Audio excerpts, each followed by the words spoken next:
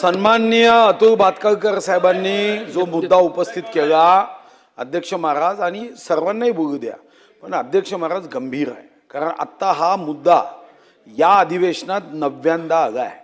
9दा हे मुद्दे आल्यानंतर जर अधिकाऱ्यांच्या मेंदूला मार लागला आहे असं वाटावं अशी कृती होता कामा नये. अध्यक्ष महाराज गंभीर आहे. मी आता महाराष्ट्र विधानसभेचे नियम बघत होतो.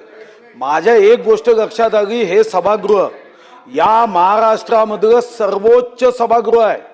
मंत्रालयापेक्षाही जास्त अधिकार आपल्याला आहे.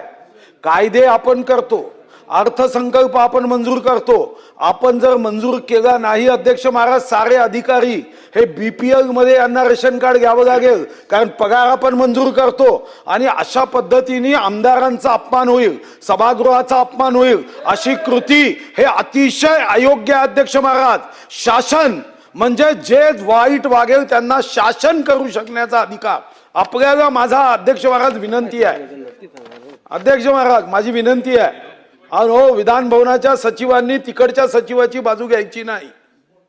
विधान भवनाचे सचिव हे आमदाराच्या हिताचं रक्षण करणारे असावे. अध्यक्षांना गैरसमज होईल अशा कृती करू नका, ठीक आहे ना. आपण अध्यक्ष महाराज आता पुन्हा असा मुद्दा उपस्थित होऊ नये याचे आदेश तुमच्याकडून अपेक्षित आहे. सचिवांना इथं बोलवा. सचिव येत नसतील, नाही चर्चा करू, त्यांना तर तेच पाहिजे. चर्चा झाली तर आपले पोट फाडले जातात म्हणून त्यांची भीती ती आहे. इतक्या उत्तम विषय मांडगा.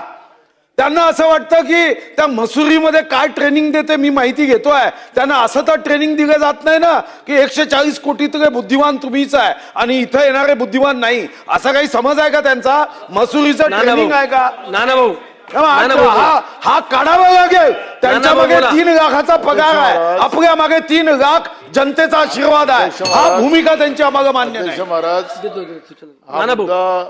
अध्यक्ष महाराज, हा मुद्दा आता सत्ता पक्षाकडून उपस्थित झालेला आहे. मी याला राजकारण करू इच्छित नाही. अध्यक्ष महाराज, पण जे सुधीर भाऊंनी जी काही भूमिका मांडली ही वस्तुस्थिती आहे.